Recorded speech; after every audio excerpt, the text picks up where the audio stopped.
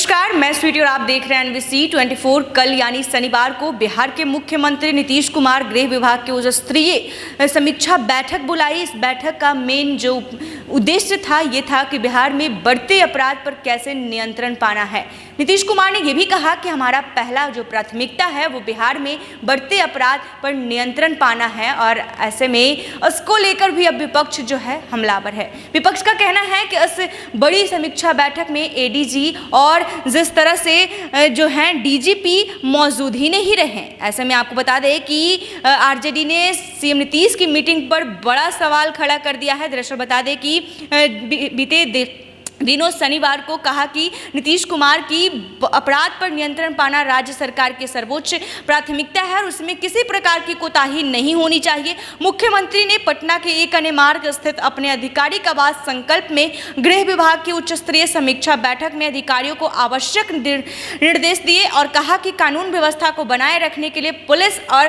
प्रशासन मुस्तैदी से कार्य करे तथा अपराध नियंत्रण के लिए पूरी सख्ती से कार्रवाई करे। गृह विभाग की समीक्षा बैठक के दौरान मुख्यमंत्री ने इस बात पर जोर दिया कि कानून का शासन राष्ट्रीय जनतांत्रिक गठबंधन सरकार की सर्वोच्च प्राथमिकता है। राज्य में कानून व्यवस्था की स्थिति में कथित गिरावट को लेकर विपक्ष द्वारा सरकार पर निशाना साधे जाने की पृष्ठभूमि में यह बैठक बेहद महत्वपूर्ण मानी जा रही है।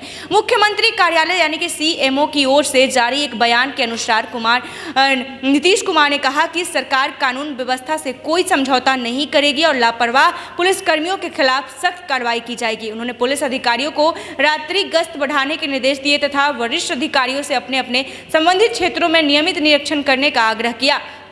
नीतीश ने जमीन विवाद से संबंधित अपराध में आई कमी पर प्रकाश डालते हुए कहा, पहले 60% से अधिक अपराध जमीन विवाद के कारण होते थे, अब यह घटकर 46.69% रह गया है। सरकार ने जमीन विवादों को कम करने के लिए पूरे राज्य में विशेष हवाई सर्वेक्षण और भूमि बंदोबस्त अभियान शुरू किया है, जिसे शीघ्र पूरा किया जाएगा।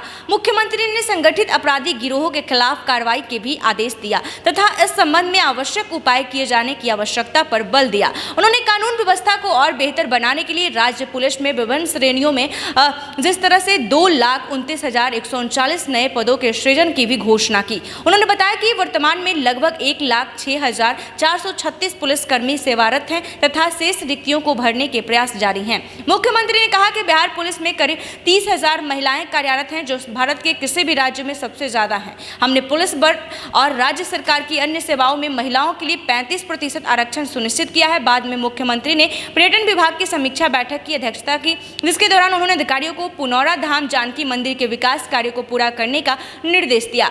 पुनौरा धाम जानकी मंदिर सीतामढ़ी जिले में एक हिंदू तीर्थ स्थल है, जिसे सीता माता का जन्म स्थान माना जाता है। अधिकारियों ने बताया कि राज्य मंत्रिमंडल ने इस स्थल के विकास के लिए पहले ही 72.47 करोड़ रुपए मंजूर कर दिए हैं। इस बीच विपक्षी राष्ट्रीय जनता दल ने गृह विभाग की समीक्षा बैठक को मुख्यमंत्री द्वारा अपनी छवि बचाने की कवायद करार दिया और महत्वपूर्ण बैठक में पुलिस महानिदेशक डीजीपी आलोक राज को आमंत्रित नहीं करने की वजह पूछी।